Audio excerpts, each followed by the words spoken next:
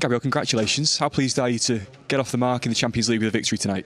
Yeah, I mean, really happy with the victory, with the goal, with the assist. I always try to give my best for this football club, and yeah, I think it pays off when you have a night like that in the Champions League. So yeah, really happy. You say you always try to give your best, but when you come on, I'm sure substitutes are told make an impact. It took you 36 seconds before you scored that goal. How pleased were you managed to make an impact so quickly?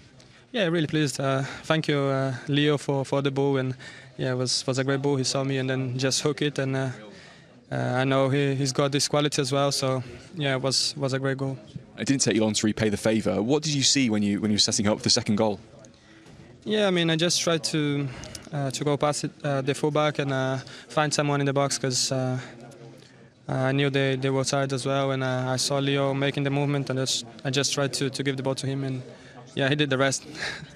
These kind of wins, though, when you come to teams like Athletic, who are physical and difficult and frustrating, how satisfying is it when you get the win and you've got 3 points, you can fly home happy?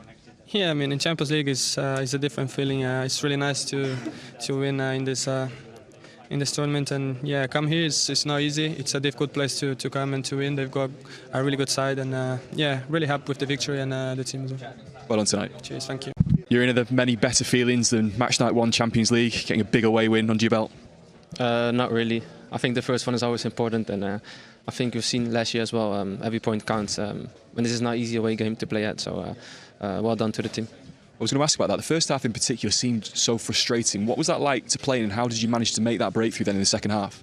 Yeah, I think we didn't play well the first half. We lost too many duels, I think, and because of that we didn't really come into our game, the game that we want to play. But still, I think the team showed great resilience even in the second half. I don't think we gave much away, and I think the subs did amazing coming in.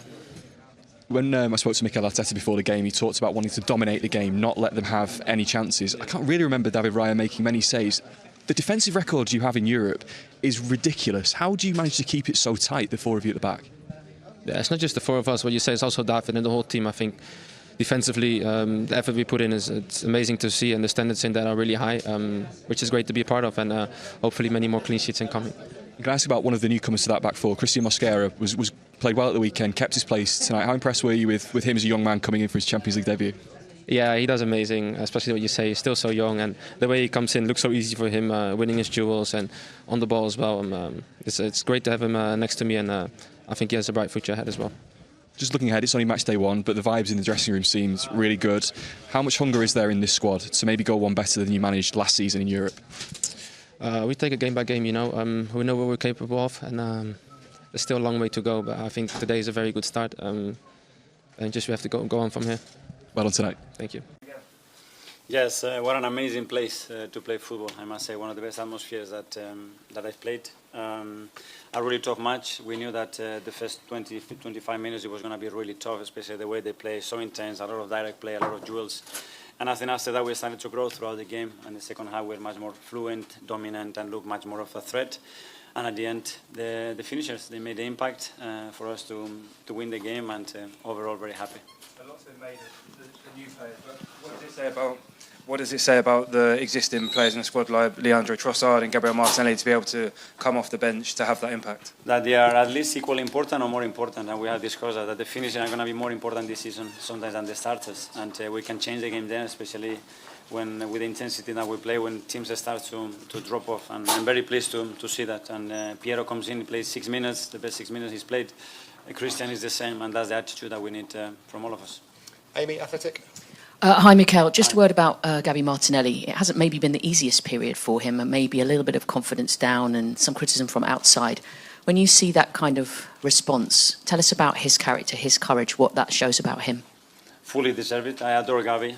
His attitude, his commitment, his positivity, what he's willing to do for the team. And I don't externally, we certainly value all the qualities that he has and he brings to the team. And I'm so happy that today he's decided the game for us with 2 actions.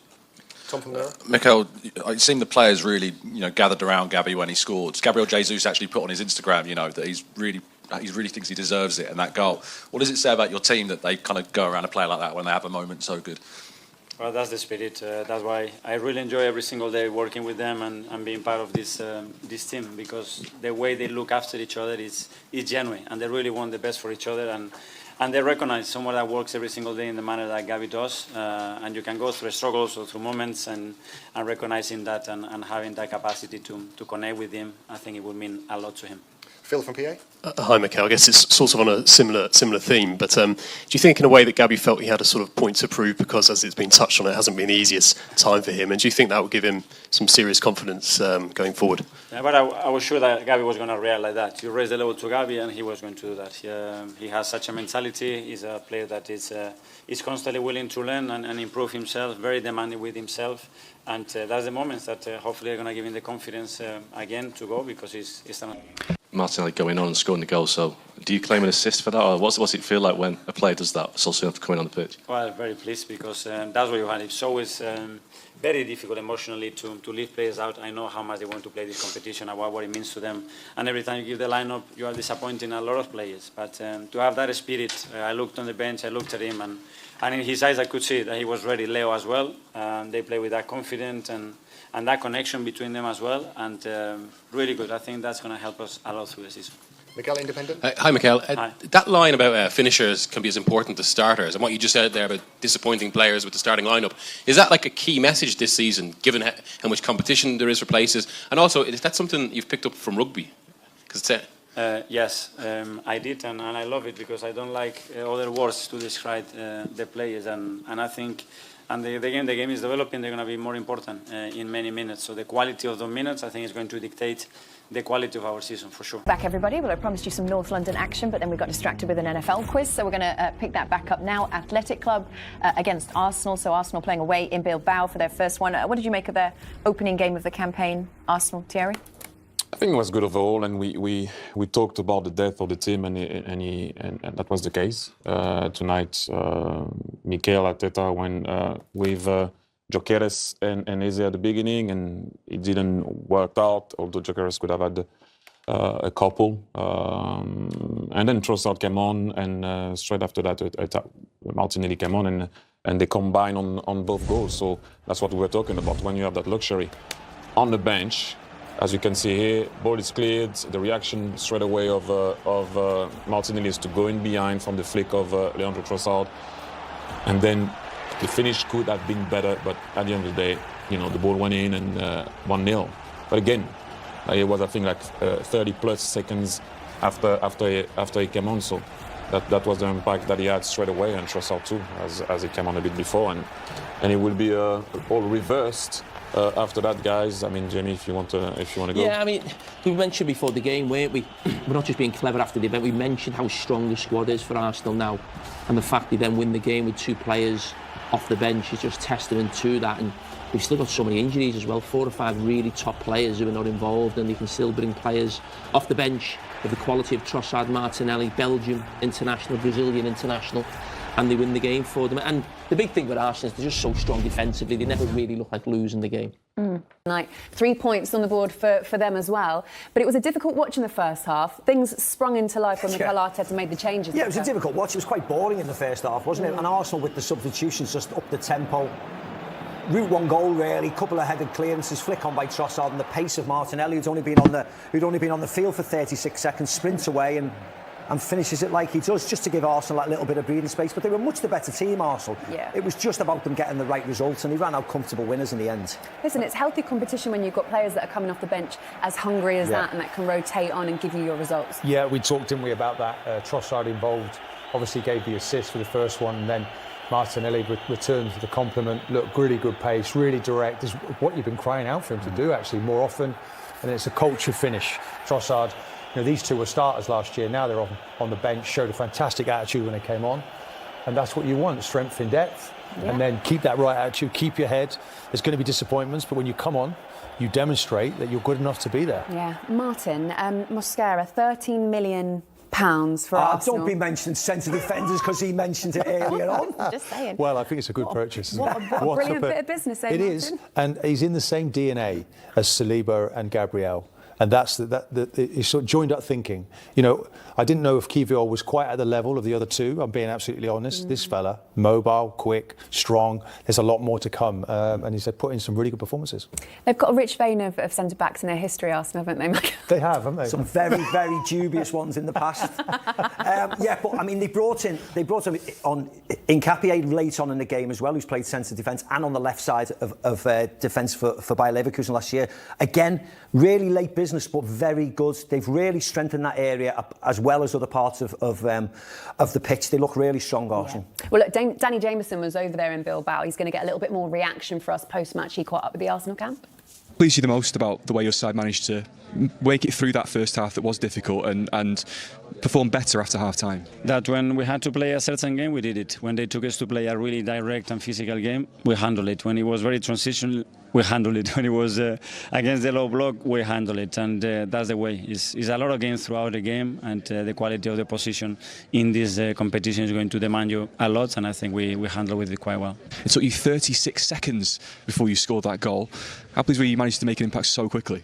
Yeah, really pleased. Thank you, Leo, for the ball, and yeah, it was a great ball. He saw me and then just hook it, and I know he's got this quality as well. So yeah, it was a great goal. It didn't take you long to repay the favour. What did you see when you were setting up the second goal? Yeah, I mean, I just tried to go past the fullback and find someone in the box because I knew they were tired as well, and I saw Leo making the movement, and I just tried to give the ball to him, and yeah, he did the rest. We've talked all week really about the depth, and I'm sure when you make substitutions, you want them to make an impact. For Gabriel Martinelli to do it after 36 seconds, that must be so pleasing. Unbelievable. Both him and Leo, you know, they have very different qualities to Eps and Victor, but they come and look at them immediately. They were ready. Immediately they were connecting with each other, and very pleased because I told them most of the times you're going to be guys more important than the ones starting, so the quality of the minutes is going to be critical, and I'm very pleased because this is going to help us. And look, it's another clean sheet. I think it's 18 goals in 25 Champions League games Arsenal have conceded under your management. And a word for Christian Mosquera, who was outstanding again tonight. Such a young man coming in and making his Champions League debut. Yeah, I think the level of commitment and love for defending that the boys are putting, it's spectacular. And they do it especially when the situations are very critical, because especially the way we play, there are quite a lot of open spaces. But yeah, they have the heart, they have the understanding, and hopefully we can build from that, because that helps you to win a lot of games. Well done tonight, thank you. Thank you very much, thank you. OK, so look, 3 points in the Champions League, but Arsenal have to go to the Etihad and do it next. That's their next game against Manchester City, September the 21st in the Premier League. You can see their next couple of fixtures after that as well. Listen, they're not going to be able to start in the same way that they did tonight against Bilbao, against Man City. So I'm going to put you in the hot seat for a minute there, Martin. If you are Mikel Arteta, who's your front three that starts against Man City? Well, I mean, there's options because of the performances. Madueke has to play now. Gyökeres starts, of course. There is the possibility that Eze could play as a midfield player. You know, people criticised Arsenal against Liverpool for playing with three sort of midfield players. Ødegaard was a bit of a miss tonight, so if he's available and fit, he probably comes in. So, you know, there's options. Saliba comes in. I know the because Saliba has to play. Who do you play up front then? Well, I would play. I'd start with Martinelli and play Eze in the midfield instead of Marino. I'd take out maybe Mourinho in that midfield, because Eze is a player that I want playing in their midfield. So Declan, Zubimendi, Eze, Martinelli, Gyökeres. Do I get a chance to change my mind? Love it. That's the team. That's the team. Well, look, I mean, he's got options now, and he didn't have options last season for the running of the season. It was pretty well. He was managing with one arm tied behind his back because he didn't have the options. Now he's got to find the right balance to beat Man City. OK, we'll see what he does. Look, we're all up to date. My goodness, some of those news to us as well. Listen, we've got loads more to come tomorrow night as well. Champions League continues across the next couple of nights, in fact. 6 tomorrow, headlined by Liverpool. Welcome in Atletico Madrid to Anfield, while Chelsea, they're going to head to Munich to face Bayern Munich and Harry Kane, of course. And elsewhere, both the last season's finalists get their challenges underway, while PSG are hosting Atalanta and Inter are visiting Ajax. OK, Maka, yes. Liverpool tomorrow night. Yeah. Even though they've done very well in terms of results, do you feel like there's still a lot more to come from Liverpool? Very much so. I think it's a bit like Arsenal. Just because they bought a load of new players, they're not instantly better than their old players. I think Trent Alexander-Arnold and Andy Robertson are better than Frimpong and Kerkers. They've lost Luis Diaz, they've lost Diogo Jota, unfortunately, of course, tragically. Darwin Núñez has gone, so the team is still starting to try and gel together.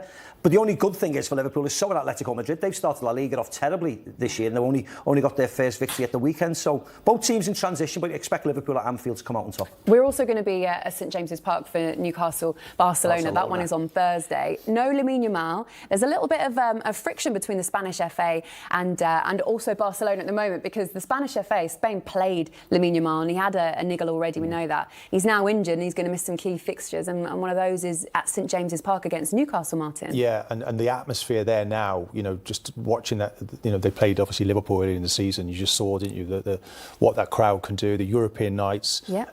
I think Barcelona, could be in for a rude awakening in this one. So it'll be tough for them. Yeah.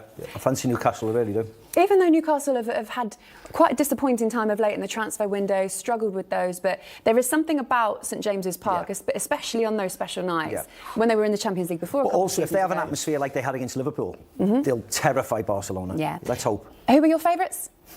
Who are your favourites now after seeing some of them in action tonight, Champions League? Well, I think Arsenal have made a little bit of a statement tonight. Shot mine. Well, you knew I was going to say that. Just because you two are Arsenal fans, behave yourself. What? I've got nothing to do with it. Real Madrid, let's see. Let's see what happens. No. PSG were awful up until Christmas last year and then were magnificent, so maybe it could be Real Madrid. Let's see. Macca, who are yours? Liverpool. No, I haven't seen Liverpool. You've just said of what you've seen tonight. I fancy Karabakh. The Real Madrid. The Azerbaijanis. All the way. I'll give you a tenner if you can say all 11 of them. Right, guys, thank you so much for watching. We are going to be back tomorrow. Cannot wait. Liverpool, of course, are in action, but loads more.